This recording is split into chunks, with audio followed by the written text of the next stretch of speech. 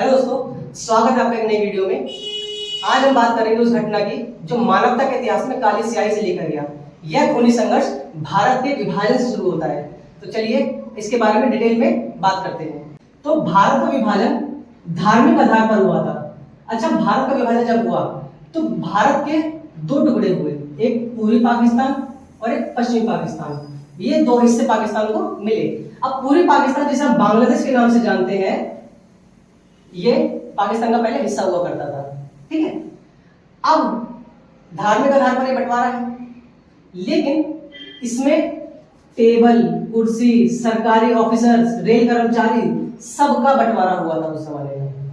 तो सोचो किस हद तक नफरत पैदा थी हिंदू और मुसलमान के बीच में। ठीक है, अब इस सब बंटवारा जो करवाने का काम लॉर्ड माउंटबेटन, मुस्लिम लीग के मोहम्मद अली जिन्ना और कांग्रेस पार्टी जो उस समय दबाव महसूस कर रही थी। दबाव किस बात का? डायरेक्ट एक्शन प्लान 16 अगस्त 1946 को शुरू होता है, जिसमें कलकत्ता में हजारों लोगों की हत्या कर दी जाती है। इससे सरकार पर दबाव पड़ता है और भारत का विभाजन हो जाता है। ठीक, इसमें एक देश का बॉर्डर बनाने की बात जब आती है, उनका नाम था सर सिरिल रेडक्लिफ, जो लंदन में एक वकील पे कार्यरत थे। अब सोचो, भारत का बंटवारा किसी व्यक्ति ने एक टेबल पर पेंसिल या पेन से किया, यानी भारत के लोगों की किस्मत एक आदमी ने सिर्फ पेन से कर दी। तो इस बंटवारे का सीधा सीधा असर पंजाब और बंगाल में पड़ता है और इसमें तकरीबन 80 लाख लोगों को अपना घर छोड़ना पड़ता है। अब पाकिस्तान जो आज की डेट में है, वहां से हिंदुओं का जत्था भारत आता है और भारत से मुसलमानों का जत्था पाकिस्तान जाता है। अब इसमें नफरत पैदा हो जाती है।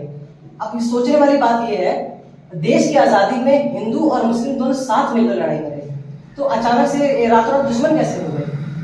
ठीक, अब इसमें भारत का जब बंटवारा हुआ, के विभाजन में पाकिस्तान को वादा किया गया 75 करोड़ रुपए देने का। उसकी जो पहली किस्त थी 20 करोड़ उसको पहले ही दी जा चुकी थी, लेकिन पाकिस्तान की नीयत किसी से छुपी नहीं है। उसने कश्मीर पर हमला कर दिया। अब कश्मीर पर हमला उसका करना हुआ नहीं, भारत सरकार ने उसके बाकी बकाया पैसा रोक दिया।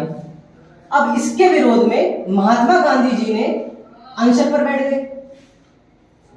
इन्होंने सरकार को मजबूर कर दिया कि पाकिस्तान को उनका बकाया पैसा मिले, लेकिन गांधी जी का कहना था ये पाकिस्तानियों का हक है, उनको ये मिलना ही चाहिए। तो सरकार मजबूरी में बाकी का उनका पैसा दिया। अब वो बाकी का पैसा 15 जनवरी 1948 को दिया था।